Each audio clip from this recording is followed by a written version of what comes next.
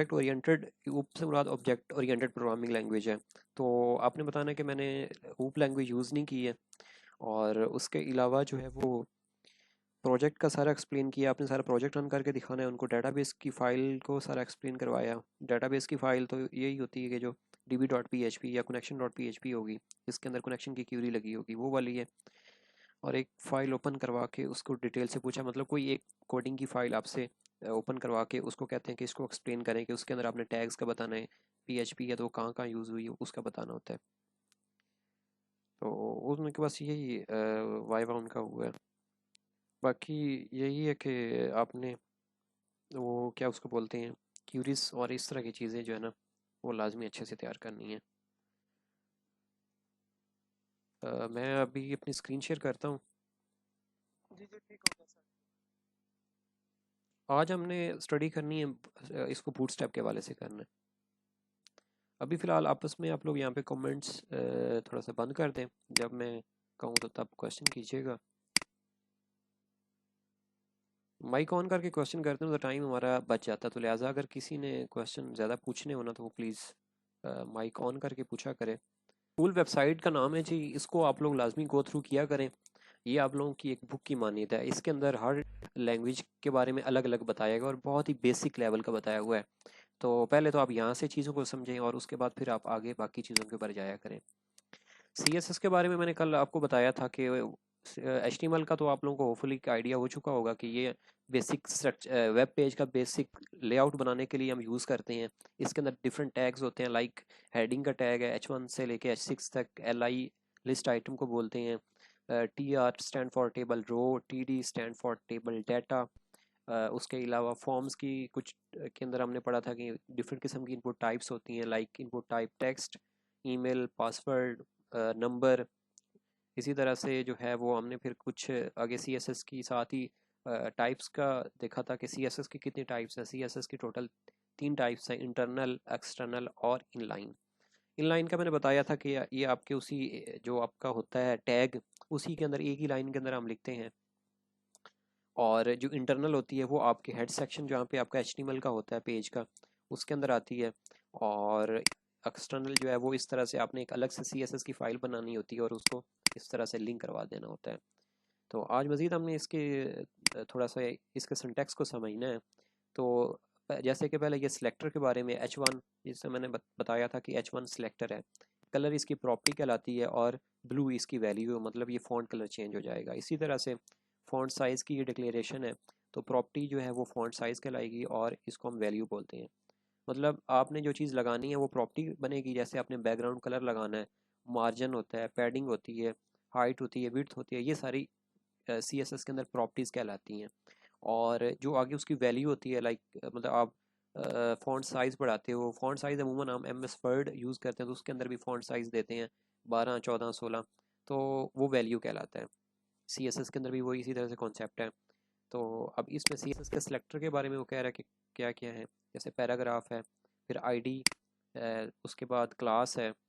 ID और class का मैंने बताया था कि क्लासेस जो है ना वो मल्टीपल होती हैं और ID जो है ना वो यूनिक होती है, कि एक डिव के ऊपर या एक आपके सिलेक्टर के ऊपर या एक आपका जो टैग है, एक सेक्शन के ऊपर जस्ट वन टाइम एक ID आप यूज़ कर सकते हैं, मल्टीपल ID नहीं यूज़ हो सकती। और क्लासेस जो होती हैं वो मल्टीपल होती हैं, जैसे कैसे मल्टीपल होंगी, यहाँ पे आते हैं कि आपने ये डिव लिखी है, डिव क्लास, तो यहाँ पे आपने इसको कर दिया ABCXYZ। अब ये दो क्लासेस हैं, अली, उमर, ये डिफरेंट आपकी जो है ना ये क्लासेस हैं, ये वाली, ये क्लास। अब इसको CSS के अंदर कैसे डिफाइन करते हैं, इंटरनल CSS के अंदर कैसे करना होता है। इंटरनल में आपने जो है ना ये टैग पहले लिखना होता है, जो आपका वो जो HTML की फ़ाइल होती है उसके अंदर स्टाइल, इसको हम इंटरनल CSS बोलते हैं। अब क्लास का नाम .abc है, और उसके बाद फिर आगे आ जाते हैं तो आपने ये रिमेनिंग ब्रैकेट के अंदर अपने वो प्रॉपर्टीज़ को देना होता है, बताना होता है। बैकग्राउंड कलर हो गया, डैश कलर या इमेज हो गया अगर आपने लगाना है, इस तरह से आगे वैल्यू आ जाएगी। उसके बाद फॉन्ट कलर है तो उसको इस तरह से आपने करना होता है। ये कुछ CSS का जो है ना वो मेथड है। और अगर आप एक्सटर्नल CSS यूज़ कर रहे हो, आपने अलग से CSS की फ़ाइल बनाई है, तो उसके अंदर आप क्या करते हो कि ये स्टाइल वगैरह नहीं लिखते हो, बस डायरेक्ट ही आपने डॉट ABC लिखा और आगे ये ब्रैकेट्स के साथ जो है ना अपना काम स्टार्ट कर देते हैं। और इसके अलावा जो है वो आईडी किस तरह से होता है, आईडी को हम हैश के साथ डिफाइन करते हैं, $, Shift 3 हैश। जैसे ये अली के नाम से मैंने एक आईडी बनाई है, वो भी इसी तरह से होगी, लेकिन उसमें ये होगा कि वो सिंगल आएगी। अब आपकी ये डिव है ना ऊपर, ये वाली, ये डिव एक मैंने एग्जांपल इसकी दी है, यहाँ पे ये होगा कि ID is equal to double quotation mark के अंदर अली लिखा, बस। इसके आगे आप स्पेस दे के एक और आईडी नहीं लगा सकते। जैसे क्लासेस आपने ये 4 लगाई है ना, तो यहाँ पे आईडी 1 आएगी, बस ये डिफरेंस है इसके अंदर आईडी और क्लास में।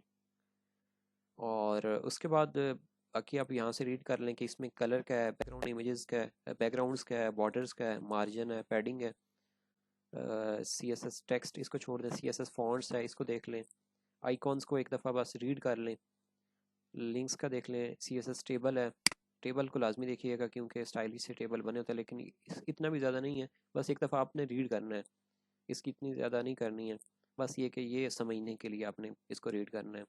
जो इम्पोर्टेंट चीज़ है ना वो आपकी ये बूटस्ट्रैप की है।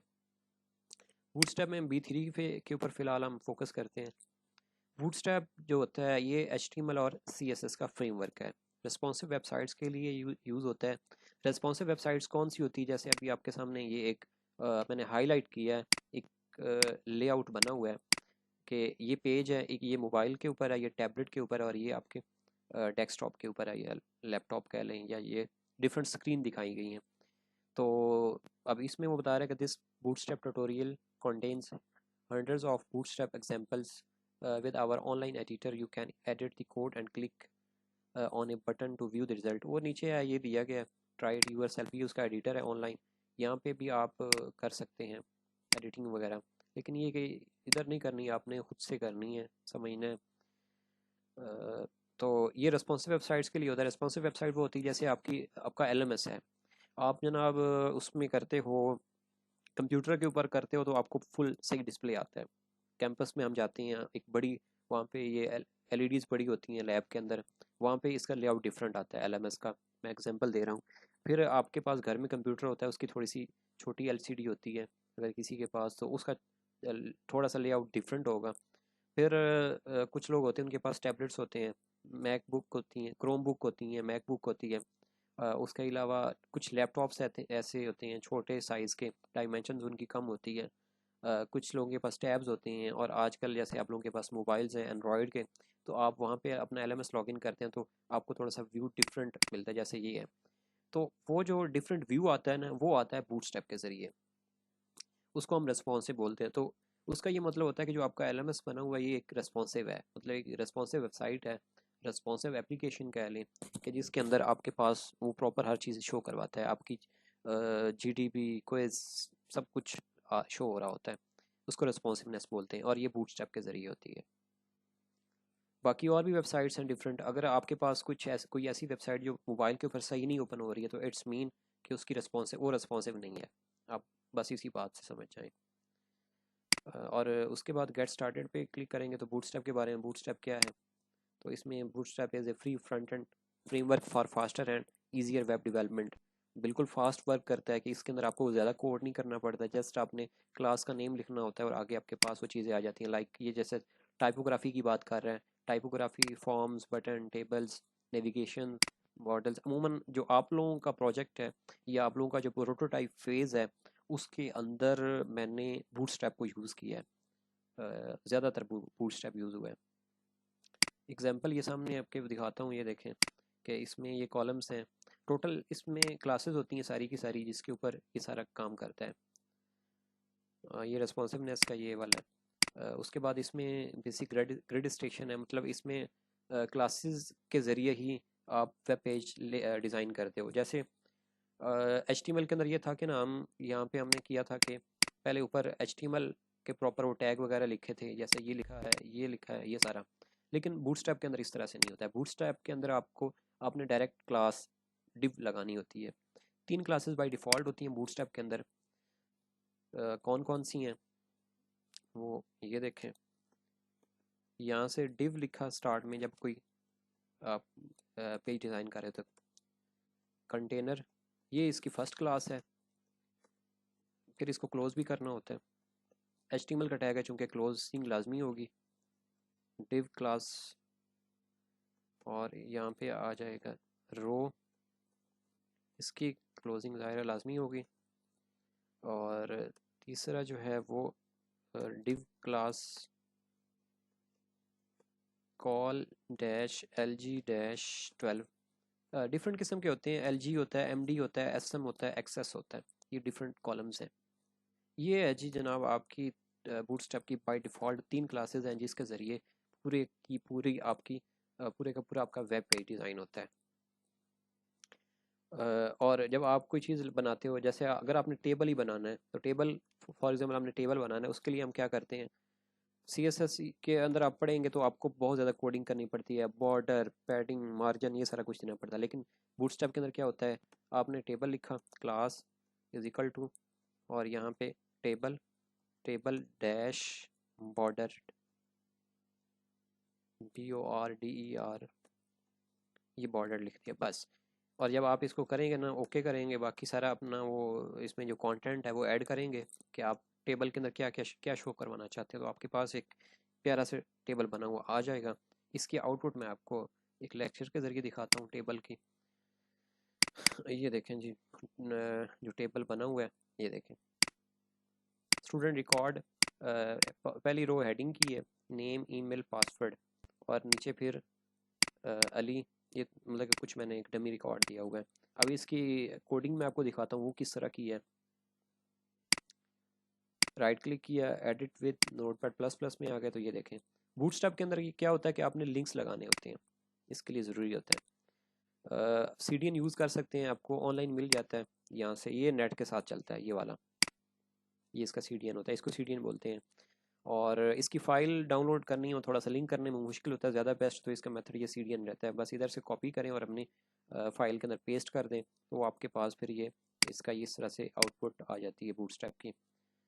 उसके बाद मैंने कहा ये फ़ाइल क्यों, ये डाउनलोड एसेट्स के फोल्डर के अंदर है, ये वाला, ये CSS फॉन्ट्स JS, 3 चीज़ें इसमें होती हैं। JS की जावास्क्रिप्ट को बोलते हैं इसको, फॉन्ट्स की जो है ना, फॉन्ट स्टाइल्स डिफरेंट इसके ऑटो होते हैं। CSS में bootstrap dot CSS, bootstrap dot mean, ये डिफरेंट जो है ना फ्रेमवर्क फाइल्स होती हैं, इसको हम इसको लिंक करवाते हैं फाइल के अंदर। और ये आपकी बाय डिफ़ॉल्ट जो 3 क्लासेस हैं ये आ गई। उसके बाद ये हेडिंग लगा दी, स्टूडेंट रिकॉर्ड, और ये देखें HR होता है, ये अंडरलाइन के लिए होता है, हॉरिजॉन्टल जो लाइन होती है ये वाली, ये HR जो नीचे जो लाइन हुई, लाइन आपको शो हो रही ना, ये वाली, ये HR के टैग से लगती है। और ये आपका जी है बूटस्ट्रैप का table, class, table, table dash border, जैसे मैंने अभी आपको बताया। तो अब ये देखें, ये फर्स्ट रो है, तो first row as it is आ जाएगी, कोई डिज़ाइनिंग नहीं की है, बाकी एज इट इज़ है। तो इसकी आउटपुट ही आपके सामने है। इसी तरह से आपको कुछ नीचे बटन नज़र आ रहे हैं, ये भी HTML के बटन है, कोई वो फॉर्म वाले नहीं है, लेकिन इसमें डिफरेंस क्या है, इसका कलर और है, इसका और है, इसका, और ये फिक्स कलर होते हैं, CSS वाले नहीं है। इसमें क्या होगा कि इसमें ये देखें बटन लिखा है, क्लास ये बस, कोई ना बैकग्राउंड कलर दिया है, ना फॉन्ट कलर दिया है। तो ये सक्सेस लिखा है ग्रीन के लिए, इन्फो के लिए ये दूसरे नंबर वाला बटन है, ये वाला आ गया। ये प्राइमरी को शो कर रहा है, ये रेड डेंजर को शो कर रहा है, और ये वार्निंग को शो कर रहा है। आप सबके प्रोजेक्ट के अंदर ये सारी की सारी क्लासेस यूज़ हो रही हैं, ये वाली। आप लोग अपनी फ़ाइल देखिएगा कोडिंग की, रन करने के अलावा कोडिंग को ही अगर देख लें, आप अपनी कोडिंग को देखें, जहाँ पे टेबल लगा होगा यहाँ पे इस तरह से क्लासेस होंगी, और ये तो मस्ट होगी ना इस तरह से, ये डिव, कंटेनर, रो, कॉल LG-12। और इसी तरह जहाँ पे बटन लगा होगा, इनपुट टाइप सबमिट लिखा होगा, तो वहाँ पे class BTN dash info, BTN dash danger block, वो लंबाई के लिए होता है, कि मतलब वो पूरे पेज के ऊपर ना, मतलब एक बटन होता है तो उसका ये पूरा शो कर रहा होता है, तो ब्लॉक ये एलिमेंट। बता दें बूटस्ट्रैप को लिंक कैसे करेंगे। बूटस्ट्रैप को लिंक का मैंने बताया कि आप CDN यूज़ कर लें, या कोई वेबसाइट भी इसकी है जहाँ से ये फ़ाइल डाउनलोड होती है। लेकिन अब फ़ाइल डाउनलोड करने के बजाय आप इसका CDN यूज़ करें। CDN आपको ये W3 स्कूल से वेबसाइट से मिल जाएगा, जो मैंने ये हाईलाइट किया है, ये वाला, ये स्क्रिप्ट से वो लेके। नहीं है जी, जो आपने ना ये JS की स्क्रिप्टेड वाली वो फोल्डर बनाया था, हाँ जी। उसका क्या है? उसका मेन पर्पज़ ये होता है कि वो जावास्क्रिप्ट की फ़ाइल को लिंक करवाता है, ये देखें जेएस का bootstrap.js। सीएसएस के लिए अलग होता है bootstrap.css। ये वो दो फाइल सर हमें वो फाइल नेट से मिल जाती हैं, बूटस्ट्रैप की वेबसाइट से डाउनलोड करना होता है। वो डाउनलोड कैसे होगी कि यहाँ पे जाएं और यहाँ पे लिखें डाउनलोड बूटस्ट्रैप 3 कर लें, तो ये डाउनलोड का नीचे ऑप्शन आ रहा है, इस पर क्लिक कर दें। सर ये लाइब्रेरी डाउनलोड होगी जी ये लाइब्रेरी है पूरी, ये डाउनलोड करनी होती है। ये फाइल होती है C S S and J S. इसके ऊपर आपने क्लिक किया तो ये आपके पास डाउनलोड हो जाएगी। इसको फिर आपने एक्सट्रैक्ट करना होता है फाइल को। ये देखें मैंने इसके ऊपर एक दफ़ा ओपन किया है ना, तो ये देखें इसमें ये बूटस्ट्रैप -4.3.1 के नाम से है। इसको आपने रीनेम करना होता है, एसेट्स के नाम से कर लें, मतलब इसको एक्सट्रैक्ट करके ये जो दो फाइलें उठा के आप उधर अपने फोल्डर में रख लें, जिस भी नाम से बनाना है। ये इसका मेथड है। और अगर आपने ऑनलाइन सीडीएन यूज़ करना है तो वो नीचे ये पड़ा हुआ है, इसको कॉपी कर लें, इसको कॉपी कर लें। ये डिफरेंट पैकेजेस हैं, या सबसे बेस्ट तो ये है कि इधर से डबल थ्री स्कूल वेबसाइट से उठा लें, क्योंकि आप थ्री वर्जन उसका यूज़ कर रहे हैं तो वो इस तरह से हो जाएगा। तो बाकी टेबल्स का मैं आपको कॉलम्स का बता दूं कि कॉलम्स का क्या डिफरेंट, टोटल 12 कॉलम होते हैं एक पेज के अंदर, एक वेब पेज के लिए। अब वेब पेज के उमूमन ये होता है कि आपने डिवीजन करनी होती हैं। अब डिवीजन किस तरह से होती है वो मैं आपको उसकी एक एग्जांपल दिखाता हूँ, जो हमारे पास बनी हुई है। सेक्शन, ये देखें। अब ये से अभी फर्स्ट सेक्शन है, सेकंड है, थर्ड है, ये 3 पिक्चर्स मैंने लगाई हुई हैं। इसकी कोडिंग भी देख लेते हैं। अब ये डिवीजन कैसे हुई है, ये 3 पिक्चर एक साथ कैसे आई हैं, ये आपको दिखा दूँ। पहले फाइल्स हमारी लिंक हो गई, उसके बाद ये हमने बाय डिफ़ॉल्ट क्लासेस लगा दी। जम्बो टॉर्न एक क्लास होती है, इसका काम ये होता है कि ये आपका ये जो पूरा बॉक्स बना हुआ ना, इसका एक अपना फॉन्ट स्टाइल, अपना एक बैकग्राउंड कलर, वो ये होता है। ये जम्बो टॉर्न के ज़रिए आता है। और उसके बाद अब हेडिंग आ गई हमारी, ये मैंने असाइनमेंट के लिए ईमेल मेंशन की थी कि अपनी असाइनमेंट इस ईमेल पे सेंड कर दें, जो प्रीवियस हमारे लेक्चर थे। ये है फर्स्ट सेक्शन आ गया। इसमें ये देखें कि 4 का कॉलम लगाया है। एक ये है 4 का कॉलम, ये दूसरा है और ये तीसरा है। और फर्स्ट सेक्शन सेकंड, मतलब ये अब एचआर की जो है ना लाइन लगा दी है। लाइन किसको मेंशन कर रही है वो नीचे यहाँ पे शो हो रही होगी।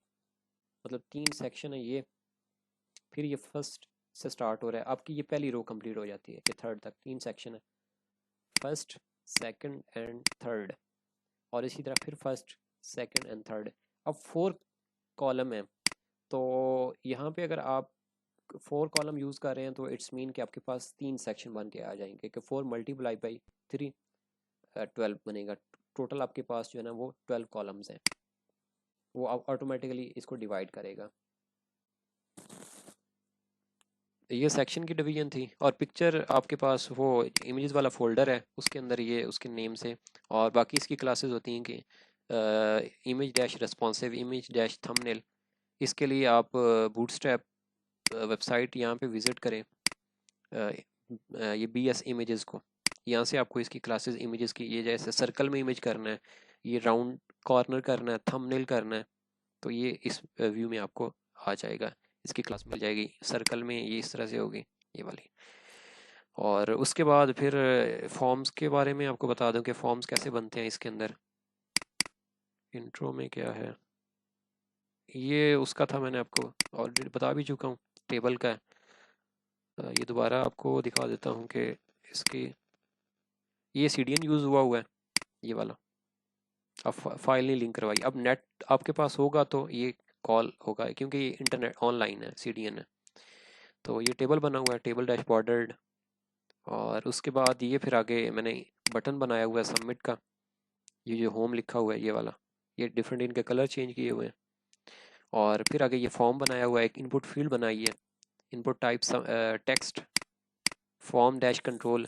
ये अगर आप लोग अपने प्रोजेक्ट को ज़रा देखें ना, कोडिंग फाइल को देखें, register.php फाइल होगी जहाँ से यूज़र रजिस्टर कर रहे हैं या ऐड कर रहे हैं, तो वहाँ पे एक क्लास होगी फॉर्म डैश कंट्रोल के नाम से, वो बूटस्ट्रैप की क्लास है। फॉर्म डैश ग्रुप के नाम से भी एक क्लास होगी, वो डिव के लिए होती है। और ये फॉर्म डैश कंट्रोल, ये इसका मतलब है कि बूटस्ट्रैप की ये क्लास है।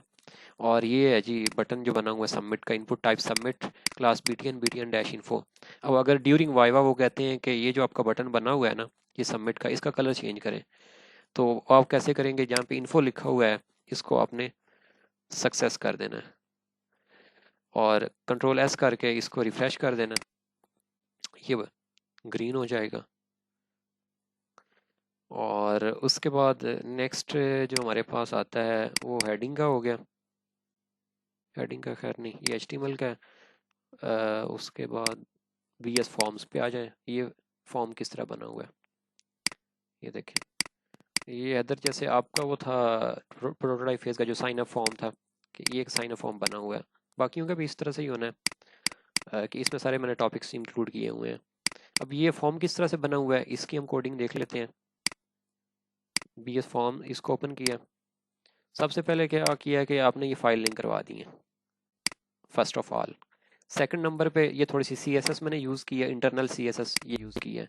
उसमें मैंने क्या किया कि इसको मार्जिन दे दिया। मार्जिन होता है गैप बढ़ाता है बीच में ऊपर नीचे के लिए। तो ये चारों तरफ से इसने फास्ट जो है ना बीच में गैप डाल दिया 7 पिक्सल का। उसके बाद बॉडी की ये टैग लगा दिया। अब ये 3 बाय डिफ़ॉल्ट क्लासेस आ गई और ये जंबूटॉन के नाम से क्लास बूटस्ट्रैप फॉर्म आपके पास ये जो बड़ा सा शो हो रहा है ये वाला, ये उसके लिए आ गया। और उसके बाद ये है जी फॉर्म मेथड। मेथड पोस्ट वैसे यहाँ पे लिखना होता है, एक्शन होता है कि किसी और फाइल के ऊपर लेके जाना हो। और type multi part form data जो है ना ये इसलिए होता है कि अगर आप कोई फाइल अपलोड कर रहे हो तो उसके लिए यूज़ होता है। अब ये नेम है और ये क्या जो फाइल है कौन सी, ये एक्शन में इसलिए होता है कि अगर आपने HTML का कोड अलग किया हुआ और PHP का कोड अलग किया हुआ तो फिर फॉर्म जो होता है ना उसमें आप ये PHP वाली फाइलिंग करवाते हो यहाँ पे। मतलब आपकी एक ऐसी फाइल बनी है जिसके अंदर सिर्फ HTML का कोड है, जैसे ये फॉर्म है ना, अब इसके अंदर सिर्फ फॉर्म है। और अगर आपने इसका कनेक्शन करवाना है, डाटा सेव करवाना है, तो वो जो PHP जहाँ पे इंसर्ट की क्यूरी वाली होगी वो अलग फाइल होगी, तो वो उसके अंदर कोड होगा। डेटाबेस। जी डेटाबेस वाली। तो अब ये देखें input type text place holder. Place holder होता है लिखने मतलब लिखने की जगह। तो ये देखें यहाँ पे इंटर यूर नेम वो नीचे आ रहा है, वो इसकी वजह से आ रहा है। नेम रिक्वायर्ड का होता है, इसको वैलिडेशन के लिए यूज़ करते हैं, ये मैंने कल भी बताया था। मैक्स लेंथ होता है कि आपने मैक्सिमम लेंथ रखनी है कि यहाँ पे आपके करैक्टर कितने आने चाहिए। अब जैसे मैंने ये लिखा है HHH लिखा है, मैंने यहाँ पे लिखा है अली। अब मैं रज़ा लिखना चाहता हूँ लेकिन रज़ा नहीं आ रहा है, ये देखें ये अली सिर्फ उठा रहा है चूँकि 3 करैक्टर्स हैं। तो ये इसका डिफरेंस है। अब ईमेल का है तो इसमें जस्ट ईमेल है। अब मैं यहाँ पे क्या करता हूँ कि मैं जनाब यहाँ पे लिख देता हूँ हसन लिख देता हूँ। अब ये देखें, अब मैं क्या करूँगा कि इसको मैं सबमिट करना चाहता हूँ ना, तो वो देखें वो मुझे एरर शो करवाएगा कि please include at the rate, दोबारा please include at the rate in the email address Hasan is missing at the rate dot. मतलब ईमेल के लिए अगर आप डॉट ईमेल टाइप इसकी ईमेल रखिए ना तो फिर एट द रेट और डॉट वो लाजमी आपने लगाना है। वो फिर किस तरह से आएगा, Hasan eight the rate vu.edu.pk, इस तरह से वो लाजमी फॉर्मेट आना चाहिए। अब ये नंबर का है तो नंबर में अगर मैं ये टाइप कर रहा हूँ ना करैक्टर तो ये नहीं शो करवाएगा क्योंकि इसमें इनपुट टाइप जो है ना वो नंबर रखी हुई है। ये देखें पासवर्ड का सेम इसी तरह से है कि पासवर्ड अगर है तो वो इनक्रिप्ट हुआ होगा। अब मैं ये कुछ भी लिख रहा हूँ तो डॉट डॉट कर रहा है। सिटी ये अगर इनपुट टाइप टेक्स्ट हो तो सब कुछ बाय डिफ़ॉल्ट होता है। और ये डेट ऑफ बर्थ के लिए ये देखें ये कैलेंडर आपके पास आ जाएगा। ये फाइल अपलोडिंग के लिए कि अगर आपने कोई फाइल अपलोड करनी है। उसके बाद ये ड्रॉप डाउन मेन्यू है, अगर कोई आपने ऑप्शन सेलेक्ट करनी है वो ये वाला है। इसका टैग है या ये इनपुट फील्ड है, इसकी टाइप है टाइप फाइल है। ये सिलेक्ट एलिमेंट है, ये नीचे ये सिलेक्ट कैटेगरी ये यूज़ हुआ हुआ है। और ये नीचे ये ऑप्शंस हैं। अगर किसी के कोड में इस तरह से और कहते हैं कि नहीं ये ऑप्शंस ऐड करें तो आपने इसी को कॉपी करना होता है और नीचे पेस्ट कर देना होता है। और एड्रेस का ये टेक्स्ट एरिया है, इसमें आपने रोज़ और कॉलम को रखना होता है तो आपके पास ये बॉक्स बना हुआ आ जाता है। और इसी तरह से ये बटन का है। अब ड्यूरिंग वाइवा अगर आपसे क्वेश्चन हो कि जहाँ पे ये एक बटन बना हुआ है ना इसके साथ एक और बटन बना के दिखा दो, आपने इसी तरह से आप करना जैसे ये क्लियर का बटन है तो मैं इसको कैसे नया बटन बनाएंगे कि एज इट इज़ वो कोड कॉपी करें सारे का सारा डिव से लेके, अगर आपके पास डिव बनी हुई है, और नीचे पेस्ट कर दें। तो जब पेस्ट किया तो ये देखें एक आपके पास ये बटन बनना आ जाएगा क्लियर का। अगर इसका बटन आपने चेंज करना है तो इसका डेंजर है, तो इसको हम कर देते हैं इन्फो। ये देखें ये कलर चेंज हो जाएगा। अब यहाँ पे कहते हैं कि यहाँ पे नेम लिखा हुआ नहीं, तो फादर नाम मतलब फादर नेम के साथ एक और नई एक फील्ड बना दें। जैसे एक फील्ड है ना, एक और फील्ड इधर बनाएं। वो कैसे बनेगी कि यहाँ पे आके आपकी पहली है ना फील्ड बनी हुई है, जैसे ये TR है, अगर वो आपके पास div के नाम से होगी, तो आपने क्या करना है कि उसी सारे कोड को ये div से स्टार्ट किया, जहाँ से div एंड हो रही है वहाँ से लेके उसको सेलेक्ट किया और कॉपी करके नीचे पेस्ट कर देना है। तो यहाँ पे मैंने लिख दिया है फादर नेम, और आपने टाइप यहाँ पे ये होगा, यहाँ पे फादर नेम कर दें। एक तो ये कि इसमें आपने स्पेस नहीं देनी है, ये जो नाम लिख रहे हैं ना अंडरस्कोर यूज़ करना है ये, और उसके बाद इसको रिफ्रेश कर देना। तो ये देखें ये फादर नेम की फील्ड आ जाएगी, नई फील्ड ऐड करने का ये मेथड है। और उसके बाद है जी बटन का मैंने आपको बता दिया। फिर वो कहते हैं कि एक ऐसा बटन बनाए जिसके ऊपर आप क्लिक करें ना तो ये सब कुछ रिमूव हो जाए लिखा हुआ, जैसे ये है ना। तो एक ऐसा बटन हो कि जैसे ये लिखा है ना, ये मैंने यहाँ पे लिखा हुआ अली लिखा है, तो इस पर क्लियर पे क्लिक करें ना तो ये यहाँ से रिमूव हो जाए। तो ये क्लियर का बटन है, इसके ऊपर ये रिमूव होगा क्लियर के नाम से। अब ये क्लियर के नाम से बटन कैसे बना है, उसके लिए आप इधर कोडिंग में आए तो ये देखें टाइप इसकी जो है ना वो ये रीसेट लिखी हुई है, ये देखें ये input type reset, name reset, value clear, ये इस तरह से होगा। बाकी इसका जो बटन बनाने का मेथड है वो सेम यही है कि आपने, मैं इधर आपको लिख के भी दिखा देता हूँ, input type is equal to reset name reset, और वैल्यू जो है वो आपने इसकी क्लियर लिखें। वैल्यू वो चीज़ है जो आपके पास आ जाएगी, रीसेट लिखें या क्लियर लिखें वो एक ही बात है, इस तरह से। तो आप लोगों ने इसको बूटस्ट्रैप को लाजमी स्टडी करना है। Bootstrap table, forms, buttons, images और नेव बार, क्योंकि नेविगेशन बार भी आप लोगों के प्रोजेक्ट के अंदर ये कोड में यूज़ हो रही है, तो लिहाजा उसको लाजमी आपने करना है। कि कल आप लोगों ने एक साइन अप फॉर्म बनाना है, जिस तरह से ये साइन अप फॉर्म है ना, ये मैंने आपको दिखाया है। आप लोगों ने इस तरह फील्ड लो, name, father name, email, mobile, password, city, date of birth, upload file, category, कि इसमें सिटी सेलेक्ट हो सकें, एड्रेस, ये जो है ना होना चाहिए। इस तरह से सब ने फॉर्म सर बनाना है। स्टेटस कैसे बनाए इसकी कोडिंग बता दीजिए ये आप। इनपुट टाइप डेट लिखा हुआ है कैलेंडर का, ये यहाँ पे आए तो ये एड्रेस का आ गया, ये उसका ड्रॉप डाउन मेन्यू का आ गया, ये फाइल का आ गया, इनपुट टाइप फाइल है, ये डेट ऑफ बर्थ है, ये इनपुट टाइप डेट है। वैसे आपको उसमें भी मिल जाएगी, बूटस्ट्रैप फॉर्म के अंदर जाएंगे या HTML फॉर्म का जो टॉपिक देखेंगे तो उसमें भी इनपुट टाइप डेट ही मिल जाएगी। अच्छा सर मुझे एक चीज पूछी थी कि why you use this notepad sir, this is particular bank का सर, ये हेल्प करता है मुझे इजी रहता है इसमें। वहाँ पे ऑलरेडी हम एक लिटिल मार्क लगाते हैं तो हमारे पास ऑलरेडी चीज लिखी आ जाती है, हम्म। वो बंदा लिखना है उसी की आदत में बन जाता है बंदे को। मैं क्या सर ये कॉन्सेप्ट क्लियर करते हैं कि बंदे को लर्निंग में आसानी करता है, कहना ये मुश्किल है रहता है। बूटस्ट्रैप नोटपैड प्लस प्लस का ये बेनिफिट होता है कि ये आपके सिस्टम के ऊपर ज़्यादा लोड नहीं डालता है। और ये कि वाकई इसमें इंटेलिजेंस नहीं, इंटेलिजेंस ये होती है कि अगर आपने यहाँ पे कोई कोड लिखा है ना तो आगे खुद से आपके पास उसका आ जाए। लेकिन वो इसमें ये चीज़ नहीं है। ये लर्निंग जिनको जो लोग स्टार्ट में लर्न कर रहे होते हैं ना उनके लिए ज़्यादा बेहतर है कि ये ज़बानी कोड लिखना चाहिए, बजाय कि आप उधर से उठाएं ये जो आपने एडिटर बताया से। आपने कॉलम की लेंथ लगाई है एल जी, हमारे पास लेंथ है यहाँ पे, कहाँ पे? सर एल जी क्लास कौन सी हमारे पास लगी कॉलम की। कॉलम की वो उसके, हाँ उसमें उसको डिवाइड किया गया। वालेकुम अस्सलाम। मैक्स लेंथ ये इसकी उसके करेक्टर की लेंथ रखी हुई है।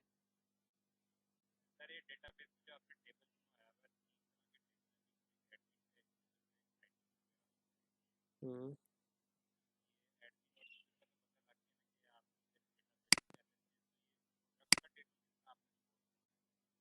प्रोडक्ट्स का टेबल दो तरह के होता है अगर आपने डाटा सेव करवाना हो। एक तो ये फ्रंट एंड से होता है कि आपने यूज़र को उसको एक्सेस दी गई है कि यूज़र रिकॉर्ड इंटर कर सके। दूसरा ये होता है कि PHP में एडमिन में जाके खुद से आप वहाँ से रिकॉर्ड इंटर करते हैं कि प्रोडक्ट्स के टेबल पे क्लिक किया, वहाँ पे इंसर्ट की ऑप्शन होती है आपके पास मेन्यू बार में, और वहाँ पे वो कॉलम के आगे वैल्यू की ऑप्शन आ जाती है, और उसके अंदर फिर अंदर आप वैल्यूज़ इंटर करते हैं। और अभी सॉरी एंड हो जाएगी क्लास, लास्ट मिनट चल रहा है, कल इंशाल्लाह नेक्स्ट वीडियो मैंने शेयर की हुई आई थिंक।